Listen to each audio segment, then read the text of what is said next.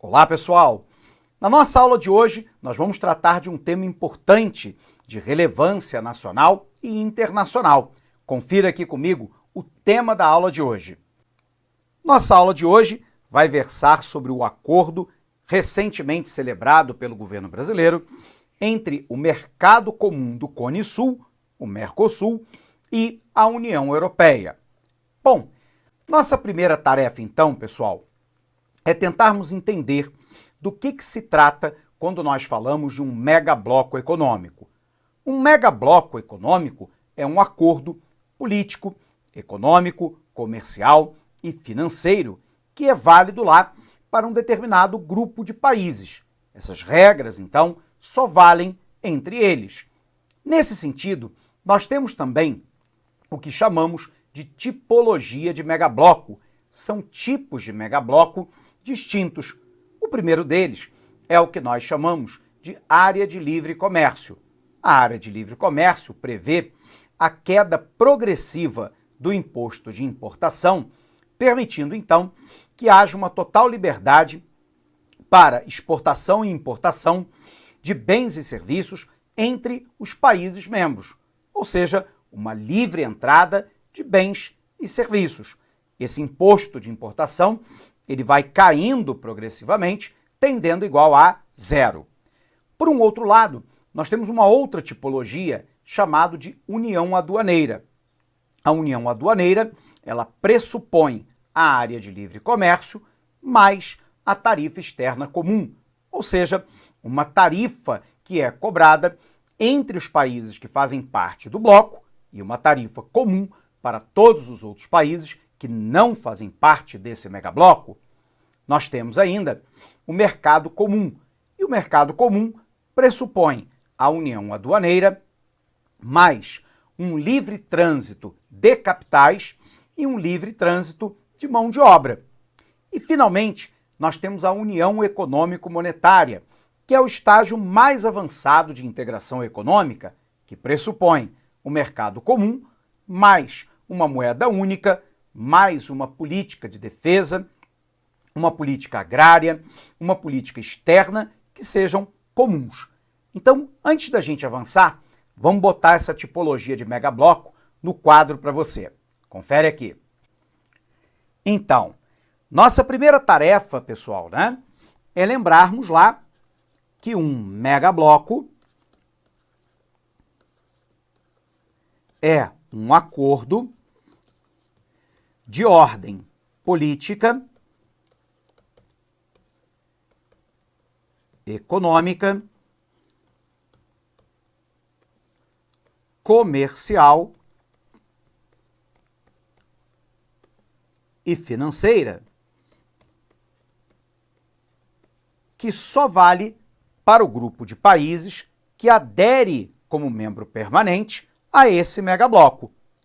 Existe também o que nós chamamos de tipologia de megabloco.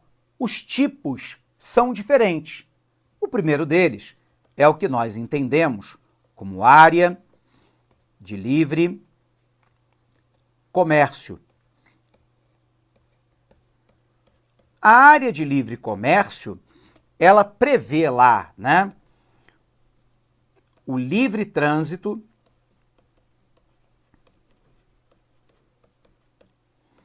de bens e serviços entre os países membros.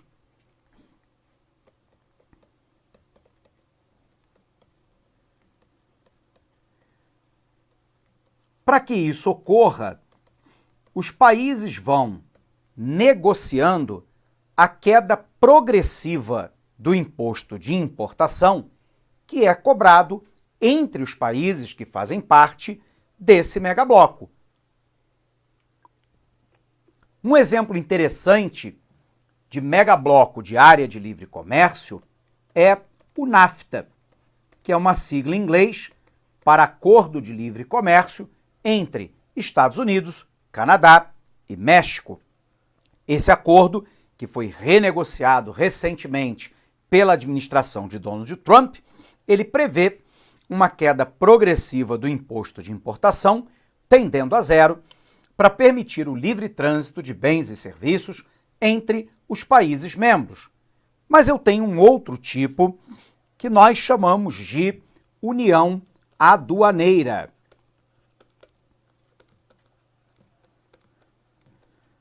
A união aduaneira, ela pressupõe a área de livre comércio mais a chamada TEC, que é a tarifa externa comum. Portanto, um dado interessante, né, é que os países dão um passo à frente na união aduaneira e passam a estabelecer uma tarifa externa comum. Mais à frente, eu tenho o mercado comum. E o mercado comum, ele pressupõe a união aduaneira mais o livre trânsito de mão de obra,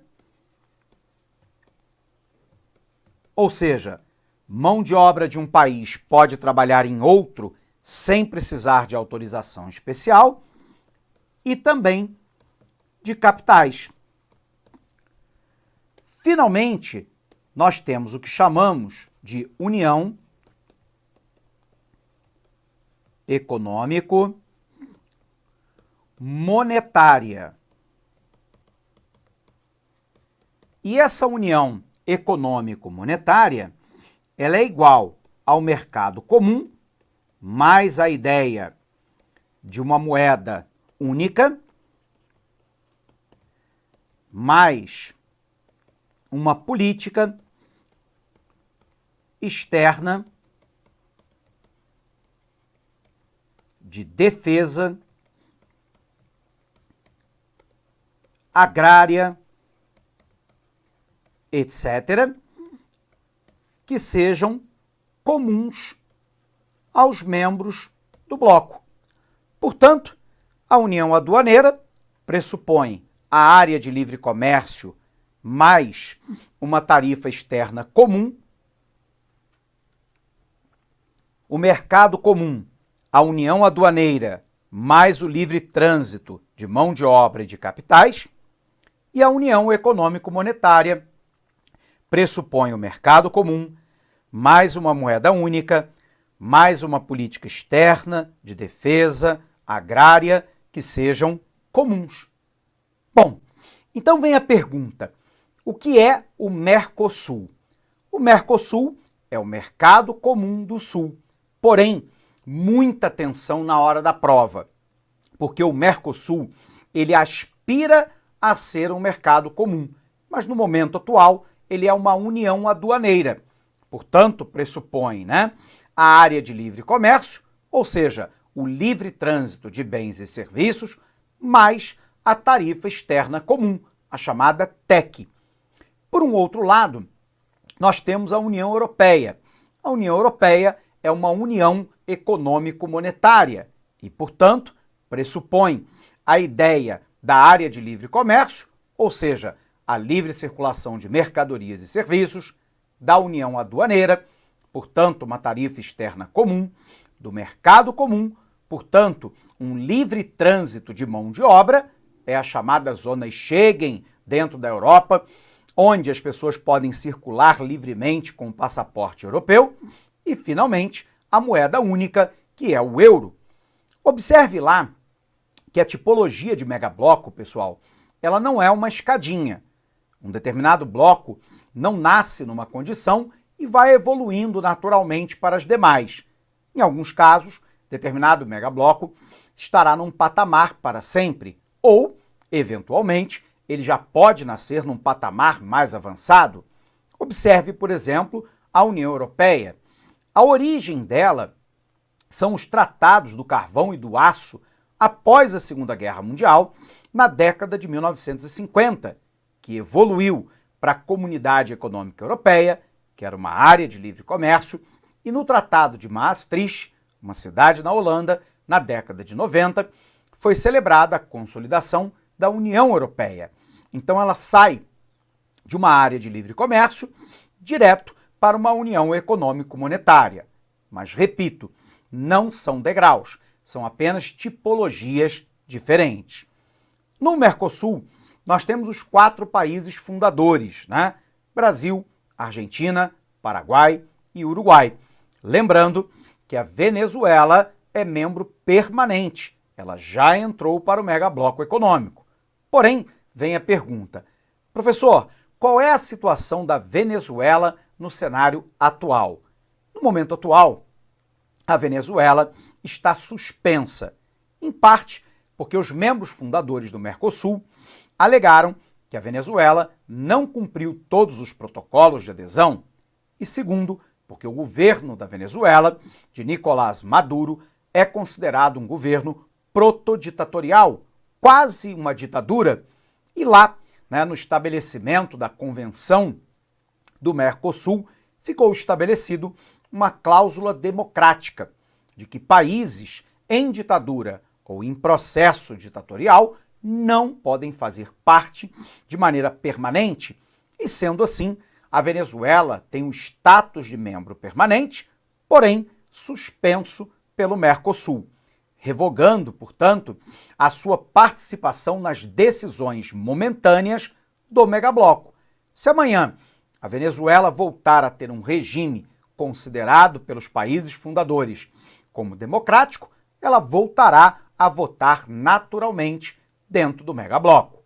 Legal? Vamos conferir essa primeira parte? Confere aqui comigo, pessoal.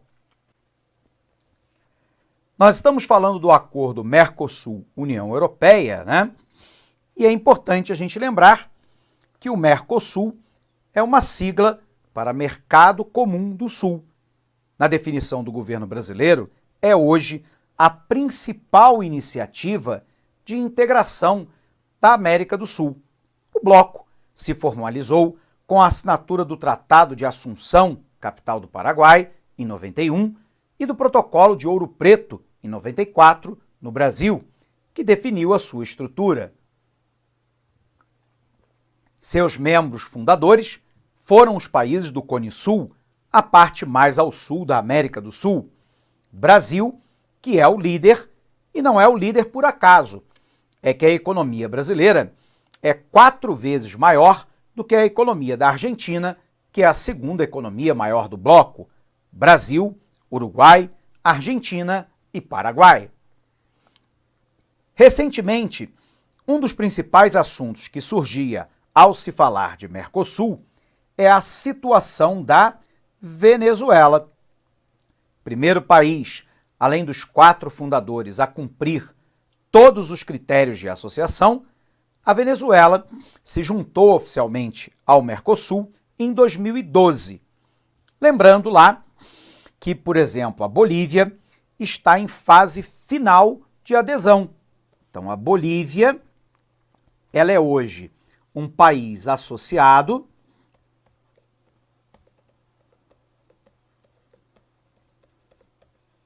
que se encontra em fase final de adesão. Tudo bem? Então, Brasil, Paraguai, Uruguai, Argentina e Venezuela, e no caso da Bolívia, um país associado em fase final de adesão. Lembrando que outros países da América do Sul, como Chile, o Peru e a Colômbia, também são considerados países associados. Contudo, em meio a uma crise interna, o país, a Venezuela, foi afastado em 2017, sobretudo por conta da cláusula democrática, que estabelece que os membros do Mercosul devem ter como forma de governo a democracia, que vem sendo questionada. Sobre a Venezuela, todos os demais países sul-americanos têm status de associados ao Mercosul, em especial a Bolívia, que é um associado em processo de adesão. Contudo, apenas os países membros que já passaram pelo processo de decisão nas ações tomadas pelo bloco, como a assinatura do Acordo do Mercosul, União Europeia, o afastamento da Venezuela, contudo, a tornou ausente na decisão desse acordo. Bom, a gente sabe que o Mercosul na verdade, é uma união aduaneira, ou seja, uma área de livre comércio, com ausência de tarifas ou tarifas menores para grande parte dos produtos comercializados, que apresenta uma tarifa externa comum. Isso significa que todos os produtos que são importados pelo Mercosul pagam as mesmas tarifas em cada um dos seus Estados-membros. O Mercosul representa um grande mercado para a Europa, mesmo se desconsiderarmos a Venezuela, olhando apenas para os membros fundadores, temos cerca de 62% da população da América do Sul. Da mesma forma, segundo dados de 2017, os quatro representavam 71% do PIB da América do Sul. Se considerarmos como um país, esse seria o quinto maior PIB mundial. Daí a intenção da Europa também na celebração desse acordo. Bom, mas aí vem a pergunta, professor, o que é a União Europeia? A União Europeia é uma união econômico-monetária. E aqui você tem que diferenciar logo de cara União Europeia de zona do euro, também chamado de eurozona. Isso porque a zona do euro é o conjunto de países da União Europeia que adotaram o euro como moeda única. Nem todos os países o fizeram. Dos 28 países que integram a União Europeia, apenas 17 adotam o euro como moeda única, ou seja, abriram mão da sua moeda e passam a ter como única moeda apenas o euro. É o caso de Portugal, na qual o escudo português, que era a moeda anterior, não existe mais. É o caso da Alemanha, onde o marco alemão também não existe mais. É o caso da França, onde o franco também não existe mais, e por aí vai. Sendo assim, observe lá que a União Europeia é o mais antigo, o maior e o mais importante megabloco do mundo. As origens nós já falamos. É lá aqueles acordos do carvão e do aço após a Segunda Guerra Mundial, que evoluiu para a Comunidade Econômica Europeia e na década de 90, no Tratado de Maastricht, para a União Europeia. Lembrando que a União Europeia, no momento atual, vive uma situação difícil, que é a saída do Reino Unido do bloco. Reino Unido implica Inglaterra, País de Gales, Escócia e Irlanda do Norte. Cuidado para, na hora da prova, você não confundir Irlanda do Norte com a República da Irlanda. São dois países independentes, embora fronteiriços um com o outro. Enquanto a Irlanda do Norte é dominada pela Inglaterra, a República da Irlanda é um país completamente independente e não faz parte do Reino Unido. Então, o chamado Brexit, que é Britain Exit, ou seja, a saída do Reino Unido da União Europeia, está prevista para acontecer nesse ano de 2019. E o atual primeiro-ministro britânico Boris Johnson tem a tarefa de tentar levar o Reino Unido para fora da União Europeia. Bacana? Vamos botar isso aqui no quadro. Então, primeira questão importante é você não confundir União Europeia de zona do euro. A zona do euro é o conjunto de países da União Europeia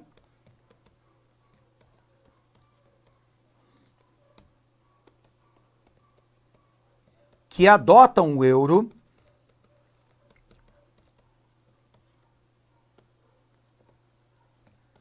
como moeda única. Tudo bem? Olá, meus amigos, com licença, estou interrompendo a sua aula, mas é para dar um recadinho muito importante para você. Ah, professor, aonde que está, professor, o PDF dessa videoaula? Gente, atenção, o PDF dessa videoaula, ela se encontra lá no nosso site, né?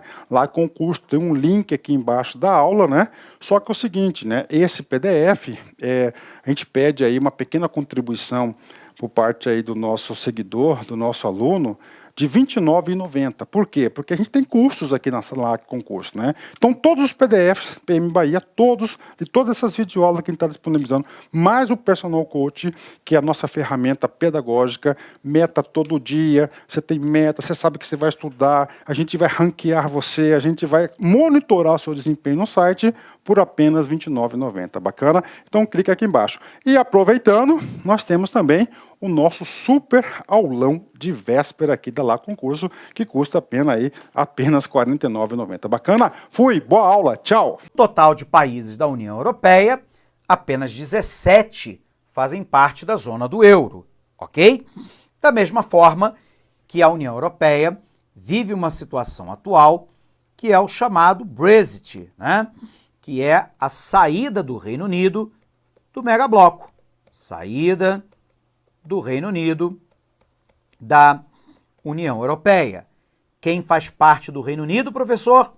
Inglaterra, País de Gales, Escócia e a Irlanda do Norte. Tudo bem? Então, repetindo aqui, União Europeia é diferente de zona do euro. União Europeia é o megabloco. Zona do euro é o conjunto de países da União Europeia que adotam o euro como moeda única. E o que é o Brexit? É a saída do Reino Unido da União Europeia. Reino Unido formado por Inglaterra, País de Gales, Escócia e Irlanda do Norte. Vamos ver isso lá no nosso material? Vem para cá. A União Europeia é uma união política e econômica entre 28 países da Europa e, apesar de sua origem oficial ser o Tratado de Maastricht em 92, o ideal de cooperação europeia começou bem antes, na década seguinte à Segunda Guerra Mundial, com a Comunidade Europeia do Carvão e do Aço, e 5 anos depois, em 57, no Tratado de Roma, a Comunidade Econômica Europeia, com 12 países, que levou esse nome até a transformação para a União Europeia em 92. Vale lembrar que, atualmente, o Reino Unido se encontra em processo de retirada da União Europeia. Em números, o PIB da União Europeia é um dos maiores do mundo, 15,3 trilhões de euros em 2017, superior ao dos Estados Unidos naquele ano, segundo informações da própria União Europeia. Embora tenha aproximadamente 7% da população mundial, sua participação no comércio é superior a 15%. Bom, a pergunta então é a seguinte: professor, o que é então o acordo União Europeia-Mercosul? Esse acordo vem sendo negociado há 20 anos e ele teve um grande avanço durante o governo Michel Temer e agora ele é sancionado lá pelo governo Bolsonaro em nome do Brasil, os outros países fundadores do Mercosul e também os negociadores da União Europeia.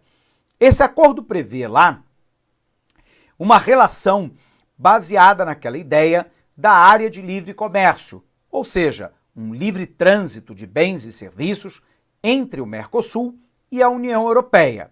Bom, a primeira pergunta então é a seguinte: esse megabloco, ele começa a valer imediatamente, professor? Não.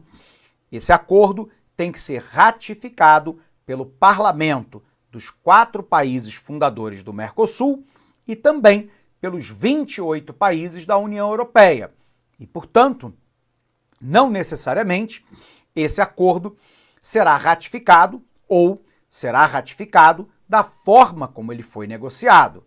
Bom, se ele for de fato ratificado, quanto tempo demora esse processo? Entre 2 e 3 anos na média. E depois que ele estiver em vigor, haverá lá uma queda progressiva do imposto de importação dos países do Mercosul em relação à União Europeia e vice-versa. Bom, pergunta que você faz é a seguinte: Quais são as vantagens para os países do Mercosul?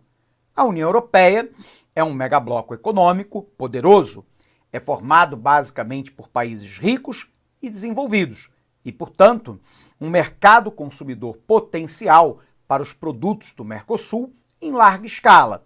Isso representa uma capacidade maior de exportar para a Europa. A grande questão é que os países do Mercosul, e de maneira muito especial o Brasil, que nos importa, são grandes exportadores de produtos primários para a União Europeia ou de produtos industrializados de baixa tecnologia. Vamos lembrar, produto primário implica agricultura, pecuária, extrativismo vegetal e mineral. Então, países como o Brasil e a Argentina exportam o quê? Soja, milho, algodão, arroz, frutas tropicais, minério de ferro, aço e também produtos industrializados de baixa tecnologia, calçado, tecido, couro, eletroeletrônico, metal mecânico, automobilístico e por aí vai. A grande questão é que esses produtos são produtos de baixo valor agregado, porque tem muita pouca tecnologia dentro desse processo. E como produto de baixo valor agregado, eles sofrem maior volatilidade de demanda e de preço. Às vezes a demanda está em alta, o preço está em alta e os países do Mercosul podem ser muito beneficiados. Porém, como esses produtos atuam dentro de um mercado que nós chamamos de concorrência perfeita, além do Mercosul, existem inúmeros países do mundo produzindo soja, milho, algodão, minério de ferro, laranja, cacau, café e por aí vai.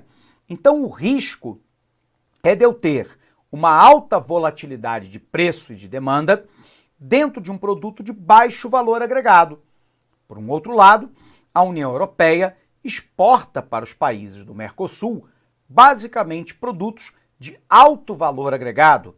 Eles trabalham dentro de um sistema que nós chamamos de concorrência imperfeita, que são produtos com muita tecnologia e que, portanto, não é qualquer país do mundo que consegue produzir. Nesse caso, a volatilidade de preço e de demanda é menor. Então, qual é o risco que os países do Mercosul correm? É de ver o mercado do Mercosul inundado pelos produtos europeus que têm mais tecnologia, mais valor agregado, em alguns casos melhor preço, tem economia de escala e que venha paulatinamente destruindo a indústria dos países do Mercosul. Aliás, isso já vem acontecendo no Brasil.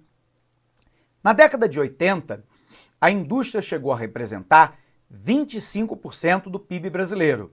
No ano passado, 2018, nós fechamos com uma participação um pouco maior que 11%. E para este ano, de 2019, nós devemos fechar com uma participação da indústria na composição do PIB inferior a 10%.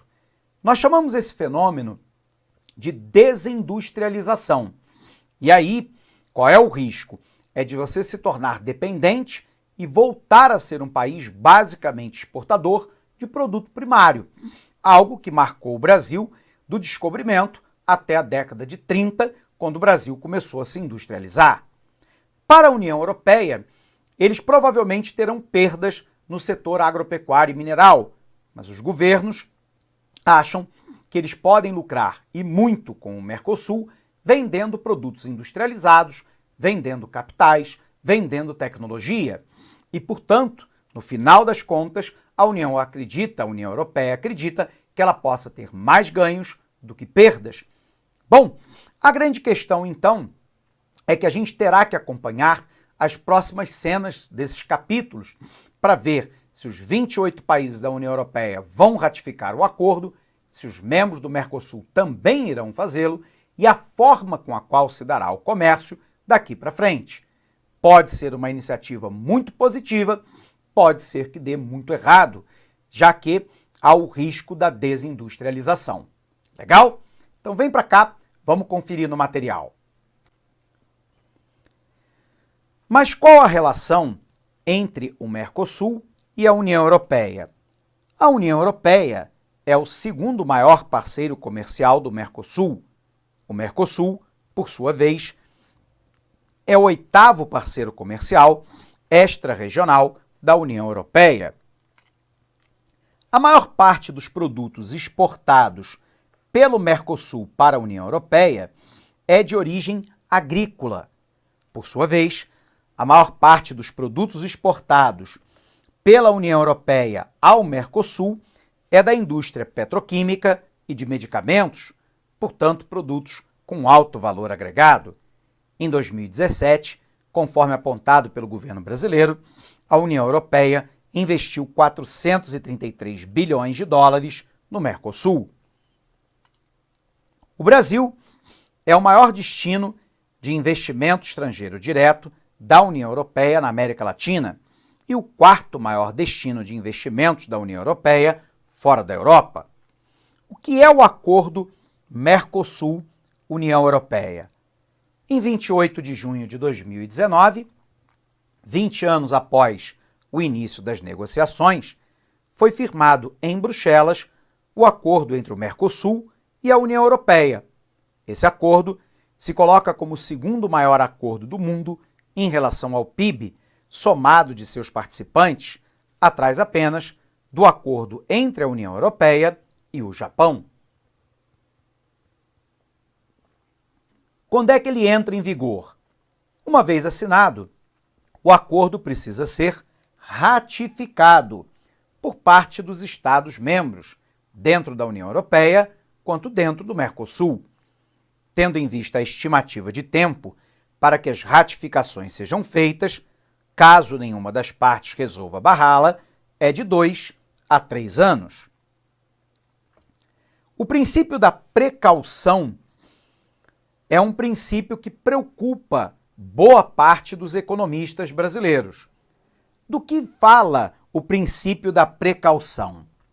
Em teoria, o princípio da precaução permite que um país rejeite a importação de um produto, alegando que faz mal à saúde humana e que tem que provar o contrário é o país exportador.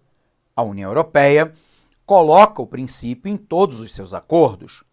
O Mercosul conseguiu garantias para evitar o uso abusivo do mecanismo, por exemplo, para a imposição de barreiras injustificadas de comércio. O princípio só pode ser usado com base em evidências científicas e o ônus da prova é do país que apresentar a reclamação. Pode ser invocado em relação aos efeitos no território da parte que quer a medida. O mecanismo não se aplica a medidas sanitárias e fitossanitárias. Eventuais medidas protetivas terão que ser revistas, uma vez que não poderão ser tratadas como definitivas. Caso o princípio seja utilizado para fins protecionistas, o Mercosul pode contestar as medidas na Organização Mundial do Comércio. O princípio da precaução foi incluído no capítulo que trata do desenvolvimento sustentável, meio ambiente e da segurança de saúde no trabalho.